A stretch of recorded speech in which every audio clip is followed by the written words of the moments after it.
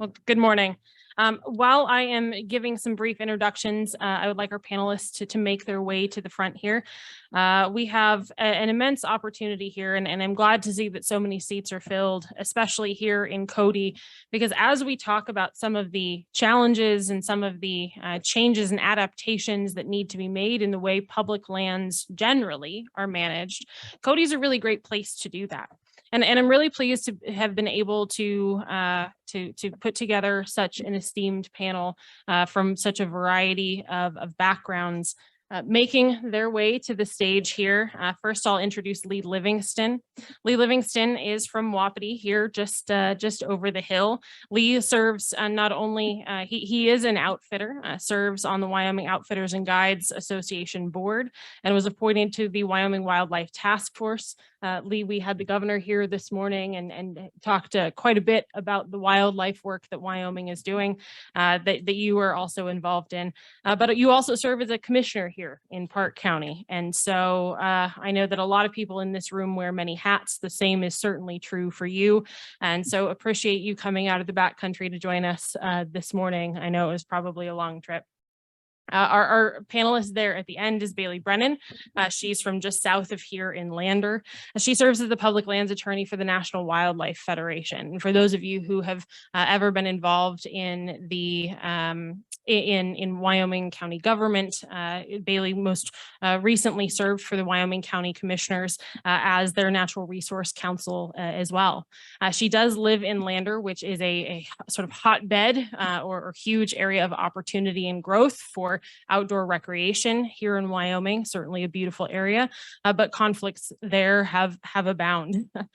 She and her husband and her daughter have a farm there in Lander, and I hear that you have turkeys, and so I will try to avoid any sort of foul jokes this morning, but no promises.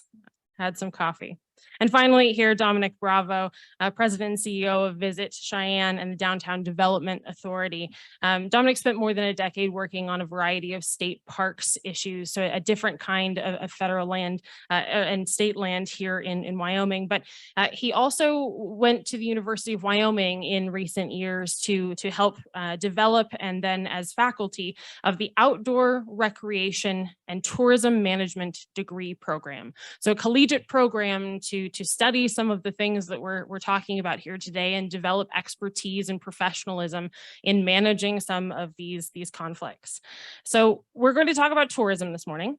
We're going to talk about multiple use, and we're going to confront some of the hard realities that all of you have seen on your allotments in your areas. Because as we've looked over the last 2 years, we see stories of recreation increasing 13, 15, sometimes up to 40%, depending on either the BLM unit or the forest unit. We have seen the Forest Service talk about visitation increasing by more than 25 million visits in national forests in 2020. The same was true for 2021 as well. We see that, like most of us, right, we prefer to be outside. We prefer to be out in God's country. And during COVID, we saw that people in cities and in towns wanted to do the same. Right. I, at that time, lived in Washington, D.C., and I will tell you that I had been house hunting for about 2 weeks when COVID started, because I no longer wanted to live in the concrete jungle. People want space, they want the outdoors. But what that means is that there is often the conflict that arises when some of that presence begins. I was in Idaho early in COVID. I think it was in May, and one of the permittees came up to me, and I thought I was going to get a good chewing, honestly, because I was talking about multiple use and the challenges that recreation and various kinds of recreation would bring through increased presence and visitation. And he looked at me and he said, every opportunity, every encounter that you have with the guy in spandex or someone who is visiting your area, every encounter that you have with them is an opportunity to make a friend, to make an advocate, or to make an enemy. And he goes, and he said that he goes into every one of those encounters trying to make an advocate for the work that you do every day.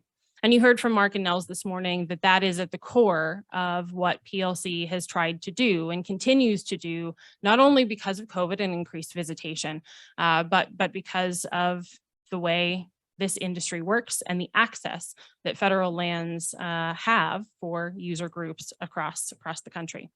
And so as we get started this morning, I just want to begin, and I know I introduced you a little bit here, but I just want to begin with some thoughts from all of you, that, you know, when we were leading up to this panel, we had some discussions leading up to the panel, and we talked about the inherent challenges that multiple use creates across landscapes. And when we look at those conflicts, we often talk about it being pressure, right? Pressure and capacity, and how do we sort of let some pressure out of that valve through a variety of resources. And each of your roles requires you to look at that a little bit differently. So I'm going to start down here with you, Dominic, and then we'll go on down the line. But can you talk a little bit about each of your respective backgrounds that I didn't introduce already, and then your role in relationship with the variety of non-private lands in the state, and how you and your role have seen the changes either due to COVID or other factors over the last few years? Also probably take me about 3 hours. Just kidding. So things that Caitlin didn't mention, I was a state park ranger in Nevada for many years, park superintendent, worked in every aspect of that from law enforcement to maintenance, and then was the state park director here in Wyoming. So that was an exciting time for me. And then bridging that at the university, and then more so in tourism, which I can probably touch a little bit on. Throughout the years, pretty much everything with kind of the federal partners, there's been some good stuff, but I'd say almost everything was usually a battle. And one of the reasons I was offered numerous jobs in the federal side of the house, and nothing against my federal partners if there are some in the room, but it just didn't have the flexibility. I think was mentioned earlier is the way to have flexibility. And I'll use my time more to talk a little bit more about examples about how times have changed. So in the early 2000s, when I was a park ranger, I was working at a historic site, great relationship with our local rancher who actually surrounded a portion of my land, and then also BLM and a little bit of Forest Service. There we were trying to create a multi-use trail. At that time, NEPA was still around, all those types of things. But at least locally in Ely, Nevada, where I worked, we approached it to say, we'd like to do this. We have a little bit of grant funding. We'd like to do this within the year. Usually at the federal level, that's somewhat laughed at. They need a little longer to get through NEPA. At the local level, they said, but if you're willing to help us write it, we'll get it done. So I pretended to know what I was doing, taught myself how to write portions of NEPA, and together we wrote the different chapters for a portion of it was categorical exclusion, which was awesome. That went really fast. And the little part that had to be an EA, we got done within 6 months, and trail started being built really fast. So we got that turned around, and it was a full multi-use. It was hiking, OHV, everything. And the key for us is we had everyone at the table. So my local rancher was there. As a matter of fact, he even cut some of the trail with his bobcat. Of course, I had to trade and actually feed his bison for him, but that's another story. That was actually fun for me, but it was good times. Fast forward, and little by little, when I worked in Washoe Valley, as you folks in the ranching and farming industry know, weeds and stuff don't matter what fences are. So much like wildlife migration, weeds, whether it's on public lands, private lands, it goes all over. So we started a coalition fairly soon to be able to mitigate doing spraying of invasive weeds, white top, all those types of things, leafy spurge. And it was really a great coalition. So local lands, local ranchers, the state park, everyone would work together. And even the BLM signed off. They said, basically, as long as you use this list of pesticide, or not pesticide, well, I guess, insecticide or pesticide stuff, you were good to go. So we used that and it was fine. The only one that wouldn't allow us to do it was the Forest Service, and the Forest Service said we'd have to do an MOU agreement. We'd have to go through the NEPA process. And that it started was the same kind of thing as we never really ended up doing any spraying on the the U.S. Forest Service. Flash forward into state parks. I think my biggest thing coming into this, and it's just kind of my philosophy, is we really tried to not be the bureaucratic agency. So it was one of those things that a lot of rules and regulations were put in place over time at the state park level that we pretty much abolished. It was one of those things that I loved my staff. I really supported them, but rules and regulations and best practices weren't made to make your life easy. It's one of those things that we're public servants. So how do we work to make sure that the public, our surrounding land managers, our private lands that surrounded our parks, and we worked with them as partners, was always a critical piece. We always figured you couldn't regulate dumb. So we had to be careful with that. You can't regulate that one bad apple. So I can't remember, someone mentioned, it's always us that you get the finger pointed to. And it was one of those things that you can't regulate for the one bad apple and think that you're going to be successful for everybody. And then our biggest thing is what does it hurt? So we always looked at everything about, getting grant funds out quickly, not creating a whole bunch of things you had to go through to try to get the funding on the ground. And even now in my current position, we do a lot of sponsorships and marketing grants, and we don't make it a huge process. It's, what are you going to do? Is there a return on investment? Are you using the funding within the parameters? And boom, the money goes out the door. We don't want to sit here and try to regulate those types of things. So I think that's the thing through my seeing that process, is bringing folks to the table. And one of my biggest successes that I appreciate, and Lee was instrumental in it when he was also, I think he's on every task force, but in the outdoor recreation task force, was creating outdoor recreation collaboratives. As everyone tosses that word around a lot, but here the key is that in the communities, it was everyone at the table. So it was, BLM, Forest Service, Park Service, which I'm not even going to get into. Sometimes they're a little bit more interesting to work with, but all of those different groups at the table. So if a project comes up, hey, we're going to do a trail, it's going to cross multiple jurisdictions. Well, hey, we can permit it this way. We can start NEPA this way. We can share what BLM staff has done and what Forest Service has done. And what normally takes a 10-year process, hopefully only takes 1 year. So I think that's always been kind of the critical thing. But as you mentioned, it's always been critical mass. But what I've seen is it's just a lot more difficult to get things done these days. But I would say at the state level, we try to move fast. I will say at the local level, at least from my side of the house, is we try to get stuff on the ground as quickly as we can. Well, we definitely appreciate the expedited approach that is able to happen at the local level, and I know that that's something that you prioritize as a county commissioner, Lee. So, your perspective? Yeah, thank you, Caitlin, and thanks everybody for having us here. Before I go much further, I want to give a shout out to my fellow commissioner Lloyd Teal on his recent primary win. Unless something really changes, he's on the hook for another 4 years, but he did that handily. A little background about me. I was born here in Cody. I'm a third generation ite of Park County. I first went to the mountains when I was 9 years old, did a little bit of front country stuff. And by front country, I mean not getting horseback and going back in there. But at 9 years old was my first real backcountry trip. I've been a professional in the outfitting industry for 37 years. I started as a guide. I worked as a guide here and in Alaska for 10 years. I've had my own outfitting business for the past 27 years. And so I've dealt with the Forest Service. I've dealt with BLM. I have seen a lot of changes on how the agencies manage their permit holders. Some good, some bad.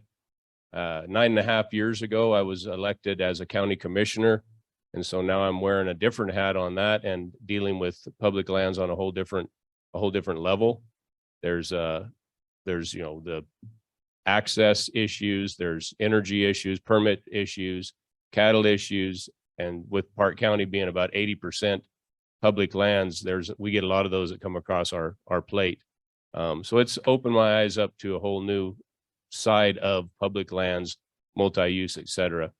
I really don't have as much to say as Dominic did, but we'll moving right along. I'm again glad to be here and looking forward to the further discussion. Haley? Thanks, Caitlin, and thanks to PLC and everyone for the opportunity to be here. I was really thrilled at some of the comments and questions from you all in discussion already today. I'm really eager for this conversation and any questions that you all may have, and also really interested in hearing about the challenges and conflicts that you all are facing on the landscape. I will say, Caitlin mentioned we raise turkeys. We also raise cattle, not very many, but we eat beef at Second Street Farm for sure. So I'm mostly going to talk about, I think, some of the concerns that have already been raised a little bit about increased use and recreation and access on public lands over the last few years, especially in light of the pandemic and folks wanting to be outside more. I can't blame them. At NWF, we have a strong belief that all Americans should have access to the outdoors, to nature, to wildlife. And one of the reasons that that's a tenet of ours is because we believe that the more people are outside and experiencing these places, the better understanding they will have of what it takes to manage them, the more value they will have for these resources and how they are managed, and the better advocates they can be. And I think Caitlin's story is dead on. Anytime that there's a visitor to public lands, that's an opportunity for education, for outreach, for them to understand what it is you all do and what kind of stewards and how well you take care of these lands and resources. I think one thing that's important to us is that thinking about a healthy landscape and how a healthy landscape is really important to wildlife, but it's also really important for grazing. And you all are those stewards of those landscapes in a way that benefits livestock on public lands, but it also benefits wildlife. And so there's certainly opportunities, I think, there for partnership and how to think collaboratively on how to manage public lands. I think we'll get to this more, but while we are excited to see folks on public lands and engaging in activities, it definitely does not come without impact and conflict. And that is something that we will really have to wrestle with. We've been wrestling with multiple use issues on public lands for as long as there have been public lands. No one in this room is new to these issues. It's just a different degree and maybe a different type of use. But we have tools, and it's really important, I think, that we think about how to manage this new increase in interest and increase in use on public lands. So Bailey, let's kick off with the access piece, because I think, Dominic sort of hit it on the head that you can't regulate, you can't legislate, you can't make rules for those who are either not going to follow the rules willfully or not. But you also are not going to catch everyone. And so in this question of access, I think generally there's a consensus that everyone should have access to the outdoors. But the question is more about responsible use. And so in talking about some of the challenges that come with that sort of blanket overarching belief that everyone should have that access, how is NWF dealing with and confronting some of those very unique challenges? Because you're right, it's whether it's landscape health for wildlife, or for the people who are using landscape, or for those who are making their livelihoods, right? And also this group is really the only group who's held accountable for those baseline conditions. How are you guys confronting some of those like byproducts of access?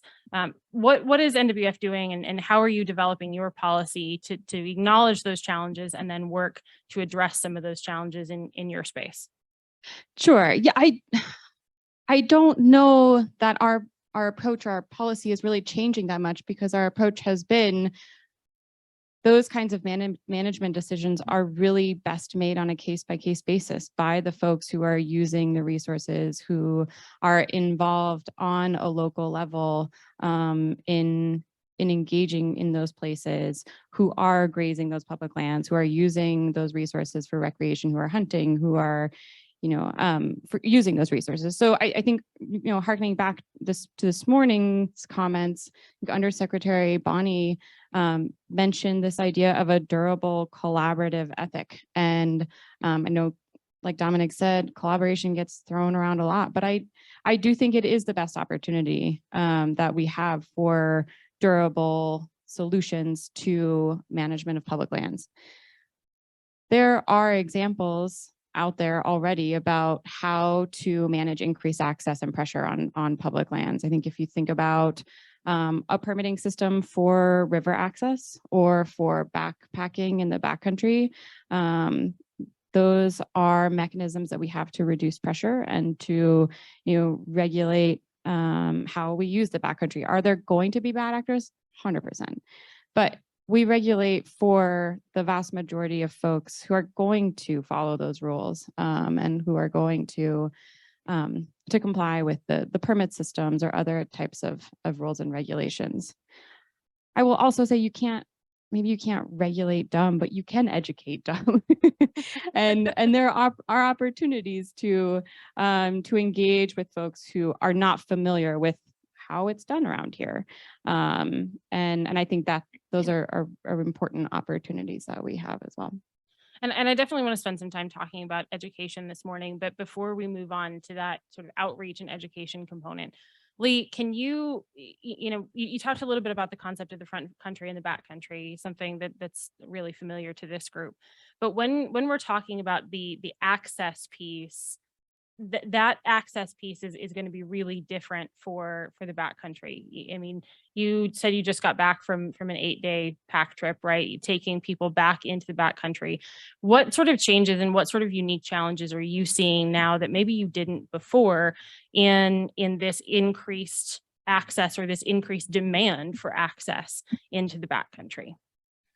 Well, yeah, as Caitlin said, I just got off a pack trip. I probably put 100 miles on the trails in the last 8 days. Part of it was because I had some horses leave me, but that's a different story.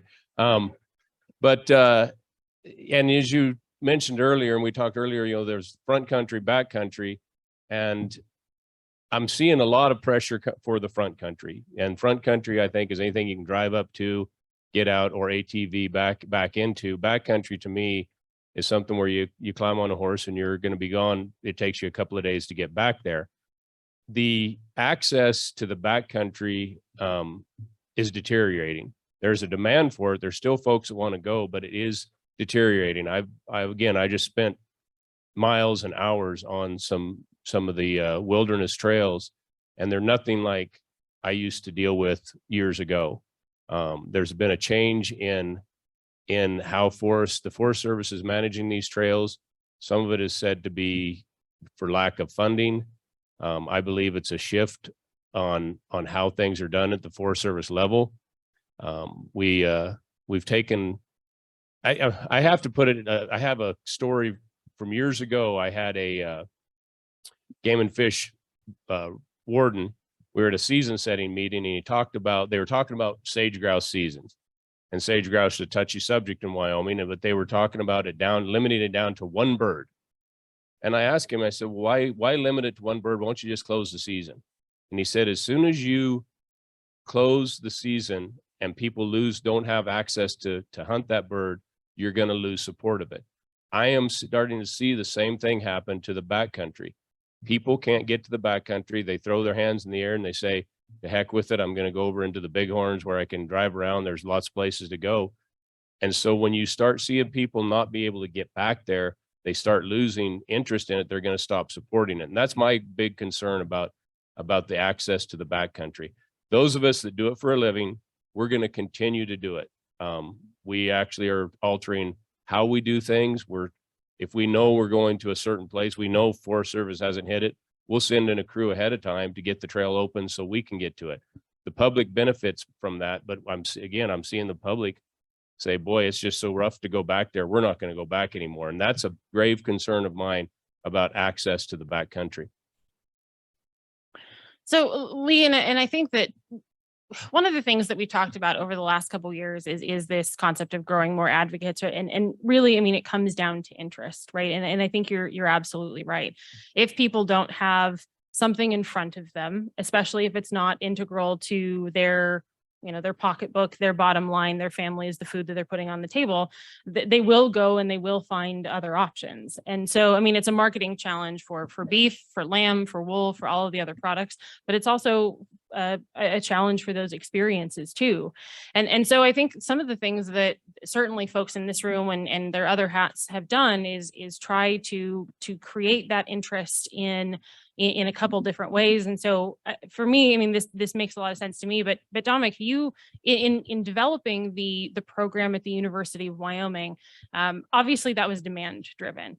And so can you speak a little bit to that demand that, you know, obviously there's a demand for access. The demand for access is changing based on accessibility, based on cost, based on the presence of other people, right? You want to go to the backcountry and not see anybody else. That's the whole point, right? But the degree program creates a level of expertise so that you're not teaching yourself how to do NEPA, so that you're not teaching yourself some of these core concepts.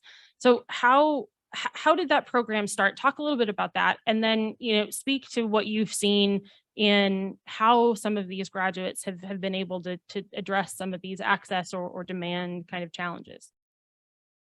Yeah, and I think obviously, I mean, because of our substantial public lands in Wyoming and that demand for increased outdoor recreation, there is that tourism piece. I mean, tourism is our second largest industry, and a lot of that is on the backs of outdoor recreation from every aspect you can think of, even guiding in the backcountry. So it's one of those things that trying to bridge where that is. A lot of where the degree program was built was specifically for more like an experiential type standpoint, mainly because it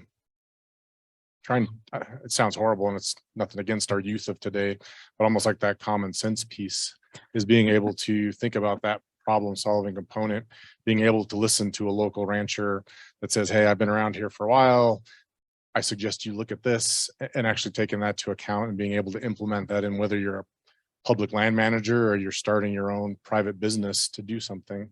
So I think that's where we really approached that degree process and degree program.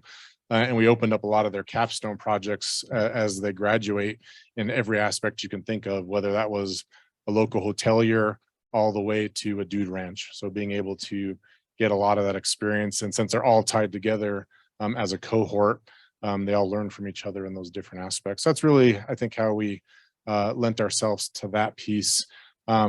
Slightly, I'm not going off topic since Lee says I talk too much, but it's I think the other big piece from demand is a lot of our federal partners haven't switched to being that dynamic piece. I think earlier on it was talked about being able to be dynamic in today's day and age, and switching hats to my marketing side of the house is I would agree you could educate those that are ignorant, but I'm not sure we're always meeting folks where they are. So I don't know how many of you folks have TikTok channels. I'm sure you all do. But it's one of those things that we've really tried to focus to make sure we educate on how to recreate correctly. I mean, it's one of those things that if you come from maybe an urban center and you come, you know, into not just the backcountry, but the front country, what does that mean? I mean, it's not a matter of stewardship. Again, it kind of comes down to, do you understand what happens when you don't take care of what you're doing, or you open a gate and you don't close it, all those little simple things that we know because we grew up that way. So I think that's one of the other things I would just say is I think the approach that we take has to be a little more strategic in being able to educate folks in a way that where they actually see the information, because right now the way we do it doesn't do as great of a job as it can. So, and so, I mean, I think that's a really nice segue in talking about the education piece, because everybody in this room, you know, I have heard it. What time is it? It's not even 11 o'clock yet. It's not lunchtime yet. And I have already heard 3 different times today a comment on the hair color in this room. And I have gone to great lengths to make sure that you can't see my gray hair. However, efforts vary, right? And so, you know, meeting, I can say that, look, maybe you all will surprise me, but you know, I can say that probably you don't have TikToks, right? Some of you might have Instagram. Some of you might have Facebook, right? Some of you might have whatever my staff was telling me about the other day, that there's a new app that I just don't know anything about, right? But it's the latest thing. It's like the new Snapchat. That's the one. That's the one. That's the one. But so, you know, what I really want to drill down on is, you know, we do a lot of self-reflection about how to do recruitment and retention, right? You do it whether it's tourism advertising, you do it whether it's advertising for your business, you do it whether it's education and increase in advocacy. And so I want the three of you for a moment just to be a little bit critical of and identify where some of your gaps are. But then the next piece of this is I help us to identify where some of our gaps are, where we're missing some of the pieces in the education about the utility of grazing in support of other multiple use, the need to have the forage management, to have the fuels management, even just the trail maintenance and the access piece, right? That's maintained by this community. Where are we missing and where are some of our gaps? Because I can't promise that anybody in this room is going to have TikTok. I'm certainly not. My attention span isn't that long, but we know that we need to be able to hit people where they are, to meet them where they are in order to be effective. So, I mean, let's go back down the line here. I'll start with you, Dominic, but what are you doing to identify your own gaps? And then we'll circle back around for maybe some of our gaps. Well, I mean, I think whether my gaps at state parks, outdoor recreation, we also ran the trails program, or even in my current position, I mean, we try to be as strategic as we can. And again, that's probably another buzzword that we keep utilizing. I think from your folks' end, I think you always, if you say you're going to do something, you deliver, which is always appreciated. And it's really sad that most public land managers, I would say at the ground level, are willing to take you up on that. I think where they usually get their hands tied is at higher levels. I know, for instance, Senator Lummis, when she was Congressman Lummis, passed some things that we were able to actually do some stuff even at the state level. We could help clear trails. We could think about bringing in, portable sawmills and doing things in some forest management things. And I think as soon as we delivered on what we said we could do at the state park level and at our trail program level, the federal partners were like, yeah, they delivered on it. And so, I mean, I don't know if I see gaps in this group here, because I think you always are people of your word. So if you say you're going to help, you usually do. I guess sometimes it's more of the approach, because for my level, every position I've worked in, I've been surrounded in some way, shape, or form by a farm or ranch, and they've been amazing folks to work with. There was one gentleman, and it's just like I said, you can't regulate a bad apple. And I didn't care. It didn't matter what I did or how I helped or what I said. I couldn't make him happy. It's just one of those things in life that you just can't do. So it's one of those. And from that level, his approach was always to go to a level that didn't help the situation. So it was always making it political rather than finding solutions. So if it's anything of that aspect that I could give advice for, is all the folks I always worked with were reasonable. It's like, hey, here's my advice. And we found ways that we compromised and everyone was happy at the end. Sometimes when you make it political, it's like everything else, whether you're one end of the spectrum or the other, whether you're the environmentalist or somewhere in the middle, as soon as it becomes political or in the legal ramifications, then it takes billions of years to get it done. So that's the only thing. I guess if I have to think about a gaps in my industry, it's reaching out to the youth. It's keeping the youth, in what we do and interested in what we do. I have two parts to my industry. One is the summer trips, which I just am wrapping up as of yesterday. I'm getting ready to move into the hunting part of it, which is tomorrow. It's a little bit easier to keep the youth involved in the summer activities. It's quite a bit harder in the hunting because of the economics of it. The price of hunting has gotten quite high, and trying to keep these kids, at least in my industry, I reach out, I take youth hunters every year, but to keep them involved in the industry, keep them involved in the hunting, that's where the big gap is. And that's a tough one to overcome. If I swap hats and put on my county commissioner hat, it's exposing folks that don't know what we do out here to what we do out here. And Commissioner Teal was very instrumental in just putting together the first congressional tour for the counties of Wyoming. We had 4 counties involved, and unfortunately, I was only there for the first day. I guess it went off great. Good. I see a thumbs up over there. But that's how we're trying to approach some of the gaps on a county level. Is we brought congressional staffers out here who were not from the West, who didn't understand what we did out here.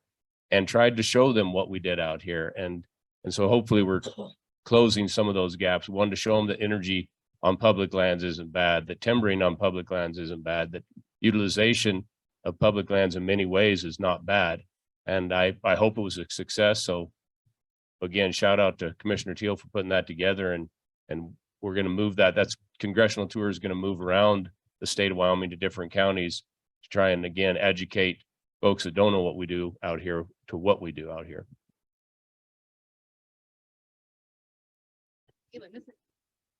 This is a tough question, Caitlin. It is. It involves some self-reflection. I think that maybe one of the gaps, maybe at NWF, and I think maybe this is, I've only been with NWF since April, and I like to think that maybe this is one of the reasons they brought me on, was that I think there's a lot of opportunities for working with counties and for working with states and conservation districts. And I sit on the conservation district down in Lander, and I think that there's opportunity to move kind of that macro thinking about management down to the micro level, and how do we partner with those who are on the landscape all the time and who rely on it for a living, who are the gateway communities to these public lands, who are hoping for increased tourism dollars, but who also manage the impacts. I grew up in Teton County, don't tell anyone. And so I have I feel like I have a good understanding of what it means to live in a community that is just hit really hard with tourism for months out of the year. And that, for me living there and for others living there, was really challenging. And so I think working with local communities, and definitely NWF does do some of that. I think we could do more. Yeah, I think that's, I'm not sure what the gaps may be when it comes to ranching and grazing. I think actually one thing that comes to mind is what Undersecretary Bonnie mentioned this morning, just the opportunities that this industry and others have when it comes to carbon sequestration and management, and really taking advantage of that and running with it from an economic perspective, from an optics perspective. I think there's real opportunity there, and I think that's kind of the way we're headed. So I think that could be potentially one gap. Well, and you have previewed our afternoon panel really well, so thank you. The check will be in the mail later. But I think the next question that I want to ask is maybe something that might be not a tough question, but something that might be a little bit uncomfortable, but I think it's something that we face here, right? PLC is an advocacy organization. We're an affiliate-based organization, but at our core, we exist to do government affairs. We exist to advocate through government for effective change. And so what I've heard from a couple of you this morning, and I think why we have policy committees and why we exist, is that there are challenges in this inherent partnership that every permittee in this room has. We need the federal government, right? Whether we like it or not, and they need us from a management perspective, from an operational perspective. But I've heard from all of you, and I think everybody in the room would agree that there are inefficiencies and that there are different roles, but there are ways to improve. And so I want to leave enough time for questions, because I see a lot of faces that indicate that folks might want to take the microphone. But in just thinking critically about your unique section of the multiple use community, what are one or two things that you can identify that are challenges in the federal relationship that you have in your federal relationship that are unique to your industry? And I ask you this because I think that they're common. That's why we build coalitions. That's why we have partnerships. But what are those one or two things that you believe that are uniquely challenging in your relationship with the federal agencies? Dominic, I see you reaching, so go on ahead. Well, and I think it's a common theme. It was mentioned that flexibility piece is I'd love to turn most of the regulations on their head. I mean, we got in state parks, we tried to get rid of so many of them and just put in simplified processes. So if that was in place, I think life for everybody would be easy. As even as a state park person, we would try to do stuff for our big race that we would do. Trying to get permits was just insane. When as opposed to if they were like co-sponsored. So that's the funny thing, like how I changed it, like we would do stuff and people wanted to do things on state parks. I'm like, we'll co-sponsor that with you. That means we took on some of the liability. We took on some of the cost. We took on some of the process. So literally we could co-sponsor something as a state park system with whatever local entity wanted to do something, or even we had a local rancher at one of our historic sites wanted to do something. Oh yeah, we'll just be a co-sponsor. I wished at the federal level that was some type of thing built in, and probably more so for my current position is again probably just thinking about how funds function, because we're doing some stuff with some ARPA funds right now, and it's kind of funny that the city owns the land, and ultimately, you know, they're thinking about, well, does it need NEPA? Does it need cultural clearance? And I'm like, well, technically it's already an existing road. And it goes back again to having something where regulations make a little more sense. So it isn't so hard. So those would probably be my big. Again, wearing the two hats, the biggest challenge for me in my industry, I've watched the Forest Service change from the backcountry ranger model, where we had a ranger that did everything. He would go back, he'd clear trails, he would spend the summer or the fall back in a backcountry camp.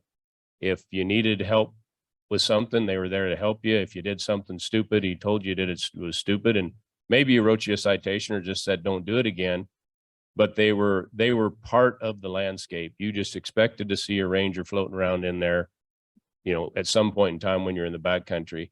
I've seen them move to, it seems like jobs are siloed. You have a trail crew, you have an LEO who's a law enforcement officer, and that's his only job. And that LEO can't get off his horse and cut a tree out of the way because that's not in his job description.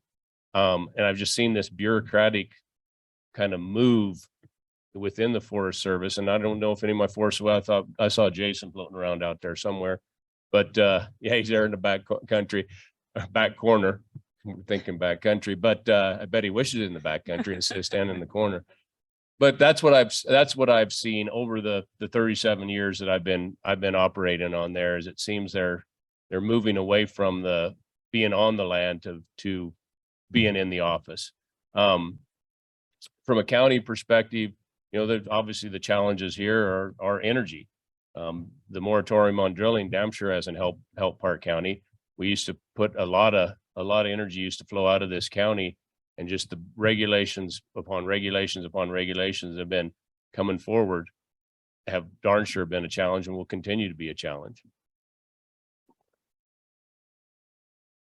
I think one of the biggest challenges, and it's probably not federal agency specific, but it's been mentioned already today, is just the pendulum swing from administration to administration and the regulatory uncertainty that comes with that, and the need for everyone to react to those changes back and forth. And I think we spend a lot of energy reacting and engaging in the political world when that energy could be better spent doing things like working together on a local level, engaging in collaborative efforts, which are not easy. I think that it kind of sounds like a cop-out, like the easy way out, but any of you who have engaged in collaborative efforts, who've really sat down across the table with others who use the resources, know that's not a cop-out, that is a really hard thing to do successfully. So I think the pendulum swing is probably one of the most challenging things that we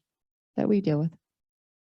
Well, and I think you're probably right. I mean, I think for any sort of regulated community, which is all of us in this room, whether you're an agency employee or whether you're a permittee, an outfitter, someone trying to work with the entity or trying to do anything on federal land, that pendulum swing is incredibly challenging.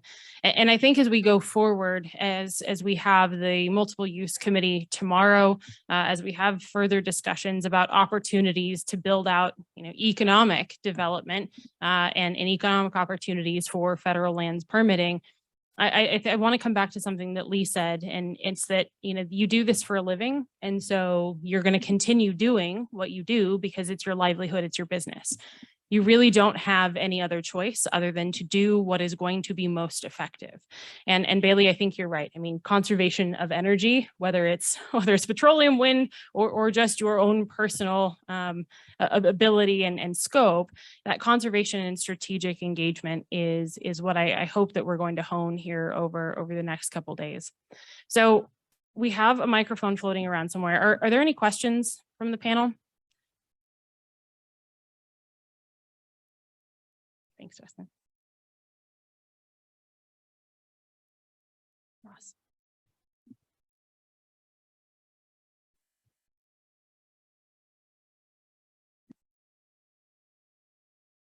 Nielsen, from South Dakota. A question, you've got a good variety of people here, and I guess I'm looking at what your view of the public or your clients that you represent come in, what kind of attitude do they have about multiple use? Are they adamant about it, or are they willing to look at it in an honest effort and honest conversation and observe it and be willing to accept different ideas if they are of one opinion? Or are they supportive of multiple use in general? Well, I can answer that one pretty easily, at least throughout the, in the hunting industry. Those folks are definitely pro multiple use.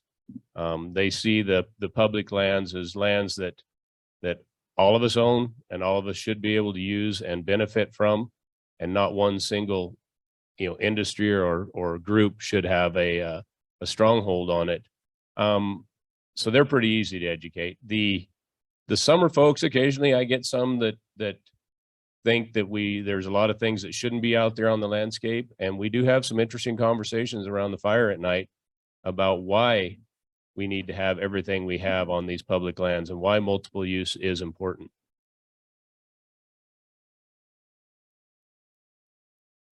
I think that there's probably a big chunk of the American public who doesn't know what multiple use means or doesn't know what the multiple use doctrine is and where it applies. And I think that the more folks we have out to like I've been saying, the more folks that are on our public lands and who see them being used in multiple ways, often almost always at the same time, I think that is beneficial to the public and to the users. Are there folks out there who think that multiple use is not the right way to go? Sure. I think that that's a real challenge. I think multiple use is the right way to go on BLM lands, on Forest Service lands. And really the struggle is how to manage those uses and reduce conflict. So yeah, I think there's educating to do, certainly, and certainly more outreach. Just real quick, I did have an interesting conversation with a client one time who found out that I was pushing for continued ATV access throughout our public lands. They said, "You're a horsebacker. You've been one all your life. What where are you coming from on that?" And I explained to him that is part of what we do. That's part of multiple use. There's folks now that can't get horseback. Unfortunately, one of these days, I might be one. And if that's the way that we have some of our population that can access the backcountry, that's what we need to look at. We need to be pro all kinds of use, as long as it's not detrimental to the landscape. And I think you make a really good point that in talking about being a public lands owner, that ownership, as with a vehicle or with livestock or with any other asset, ownership comes with responsibility. And so when you're talking about the education, that responsibility is that key piece. Dennis, we have time for one more quick question. Dennis Sun from Wyoming. Dominic talked about how to manage for the one bad apple. In reality, we're seeing more bad apples out there with the disregard of private lands. That trend is just going up on a steep curve. And to me, and a lot of other landowners in the room, I think is how do we stop that trend and turn it the other way? Because it's going to take the work of all of us. And I'd like your comments on that. Well, and again, I think you can't regulate it. It's one of those things that, and I know we joke and say tour-ons that come to visit places, but the key is, as I mentioned, is, and I'll even admit when we talked about gaps, we don't always do a great job on how we market to folks, because sometimes there's different forms of marketing. It's not always the brand you put out or the cool commercial to come visit us. It's, hey, on TikTok, and if we do it in a jokey way, if you do this, you're probably going to be considered a tour-on, and that's a hard way to approach some of the things that you want to be able to get out to the message of those droves and droves of people that come and visit us from places that don't have our ethic, because we didn't grow up with it. We grew up in the outdoors. We know what it's about. We know how to treat the land, or we were working on working ranches.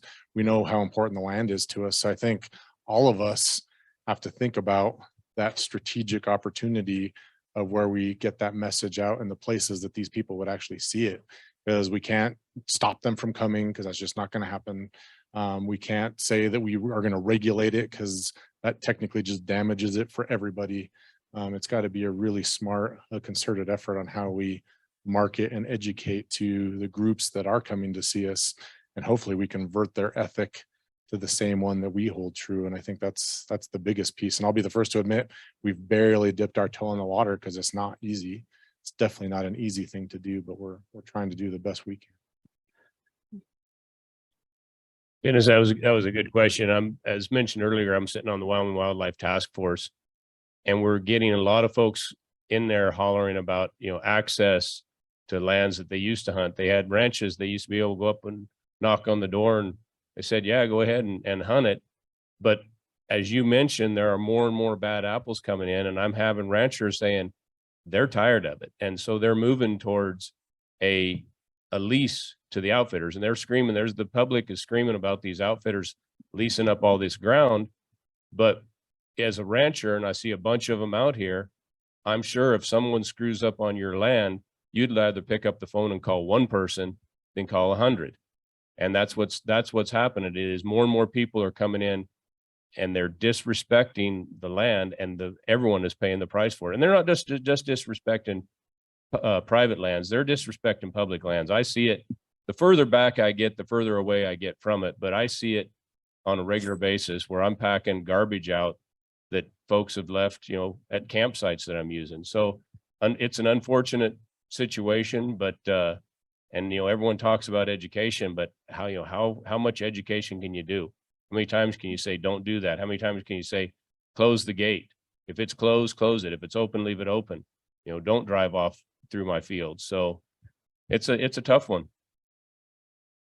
Fully recognizing I am the only thing standing between you and coffee break. I'll be super brief. I think education definitely, but when education doesn't work, how do we think about enforcement, and how do we add capacity or build partnerships between federal agencies and local law enforcement if the violations are that serious? I think that you kind of have to have that double tiered approach.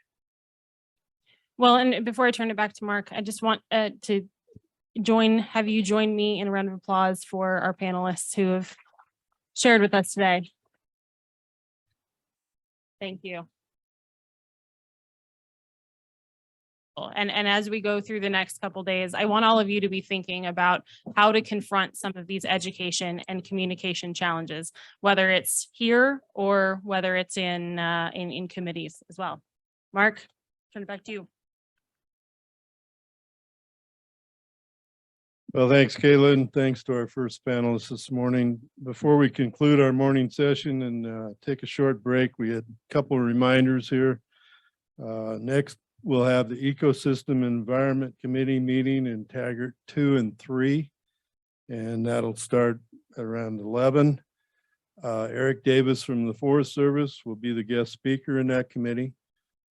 So people can go there. Our key sponsors, Ag Risk and WSR, are hosting a workshop from 11 to 12:25 in Taggart 1. Casey Ladner and Aaron Tattersall are going to give you the important tips for LRP, PRF, and a number of other critical programs. They're going to be important to know about as Congress starts to debate the Farm Bill. And then we'll meet back here for lunch, but you will go get your lunch over in the cafe down the hall here, where most of you ate breakfast. You'll pick up your lunch, come back to this room, and we will eat here, and lunch will be served at 12:30. And then come back here, we'll eat here, and then the agency awards program will start about 1 o'clock. So with that, we'll take a short break and see you back, everybody back here at 12:30.